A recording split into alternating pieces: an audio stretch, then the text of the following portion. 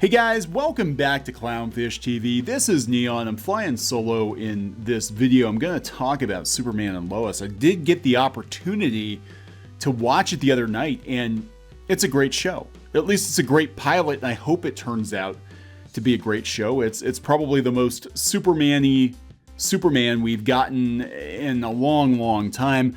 I hope that the series is as good as the pilot. I really enjoyed it quite a bit, and my takeaway from it, what I want to talk about is that Superman and Lois gets Middle America right. I know it's kind of a weird thing to talk about, but they get Middle America right, and they get that, I guess, that quiet desperation right, but they don't insult rural Americans. And that's one thing that I've seen a lot of in Hollywood lately in the last couple of years, especially, is that there's this push to degrade and insult Middle America, calling people rednecks, calling them hillbillies, calling them, Appalachian people. And, Superman and Lois gets it absolutely right, at least so far. And I want to talk about that more. Might even touch on this Michael B. Jordan rumor. Is this confirmed? Michael B. Jordan is actually going to be Superman. Supposedly, Ta-Nehisi Coates writes a new Superman movie for Warner Brothers. Okay, whatever. Let's talk about this. Let's talk about this Superman. So before we get into it, please subscribe for more pop culture news, views, and rants, guys. We're over 180,000 subs. Thanks for the support. I had zero expectations for this show.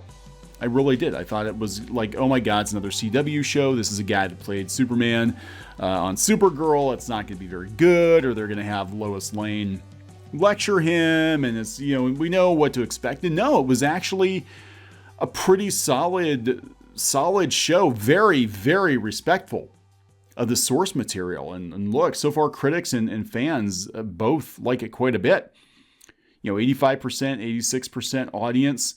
Again, this is just the pilot. It could completely come off the rails, but from what I've seen of it, I liked it quite a bit. I like the guy who plays Superman. I like Lois Lane. I think she's kind of, channeling Margot Kidder, I think, with the costumes and the outfits and stuff. And, it seems like a pretty decent pair up, and hopefully the show does well.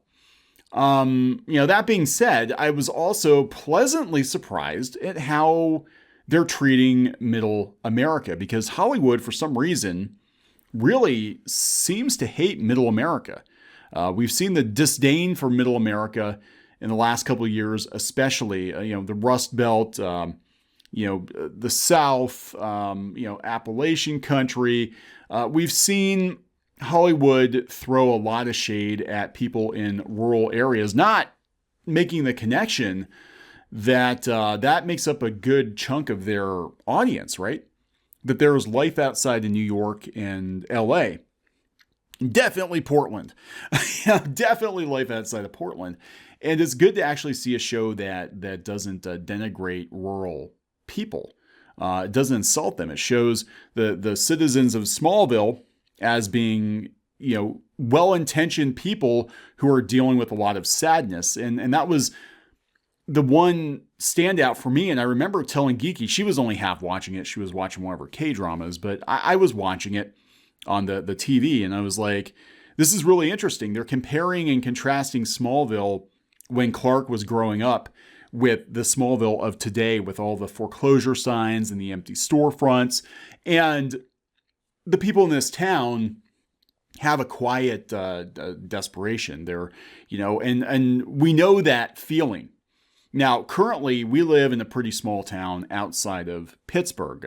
I've moved around quite a bit in my life. I lived in the Bay Area for a while.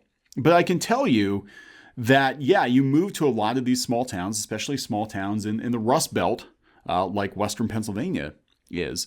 And there is that quiet desperation. You see a lot of, especially now, especially during the pandemic, you see a lot of buildings shut down, a lot of houses for sale that have been on the market for years, but it doesn't make the people in the town awful. It doesn't make them hillbillies. It doesn't make them, and I get so tired of seeing this in movies.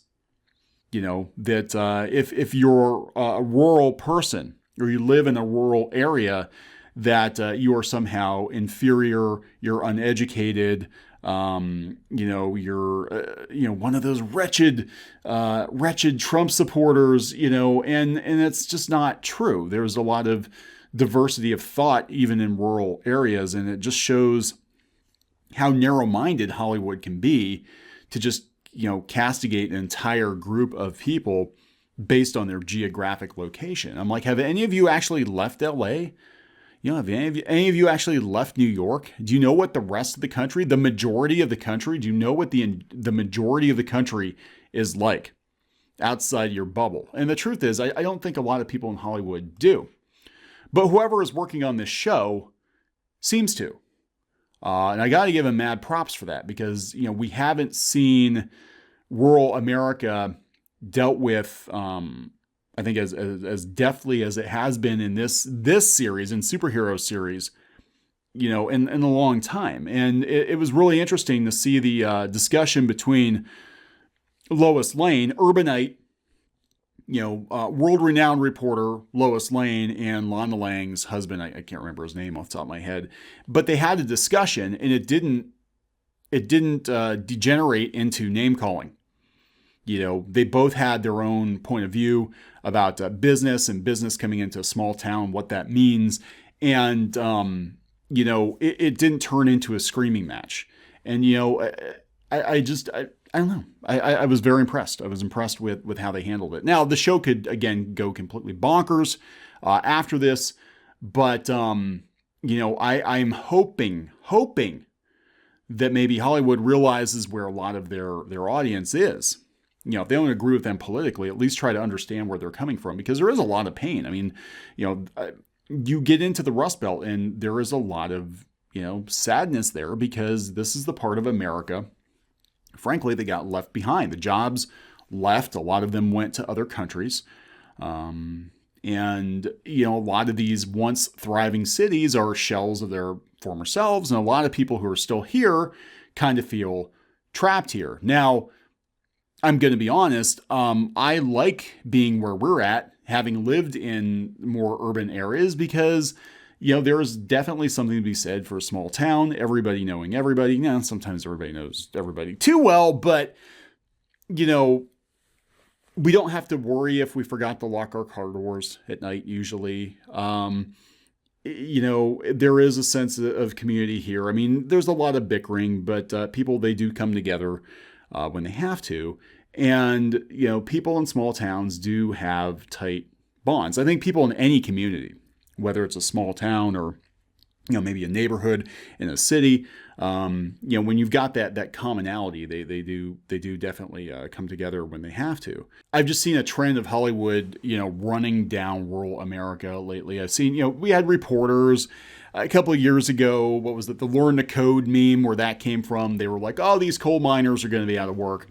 Screw it, they should learn to code. It's just that easy. And no, it's not just that easy. Sometimes it's not that easy. I think we're going to have more people living in rural areas because a lot of people are leaving the cities, because now it seems like you're actually at an advantage if you live in a rural area during the pandemic. In fact, that's one thing I talked to Squid King about, my son Squid King. We go for walks. And I talked to him about that. And sometimes, he gets frustrated we're in a smaller town, but I'm also like, we didn't have to worry as much as people in bigger areas. Life didn't grind to a halt for us here as much as it did for people in like New York or even Pittsburgh. So, it hasn't been that bad. And I do think that we're going to have more people, especially now that we've learned that pretty much anyone can telecommute, more people moving to rural areas. So, yeah, it would be in Hollywood's best interest not to take a steaming dump on viewers living in rural areas. And I'm hoping Superman and Lois winds up being a show that sort of bridges the culture gap. I don't know. It might not be, and it probably will just be another stupid CW superhero show when it's all said and done, but what the hell. I did like the first episode quite a bit. Highly recommend it. It is good stuff. I'm hoping it gets better, but this is definitely the Superman I wanted to see. Superman with Michael B. Jordan and Ta-Nehisi Coates. Probably not as much, but whatever. Good luck with that. Gonna wrap it up. Please subscribe for more pop culture news, views, and rants, guys. We'll talk later.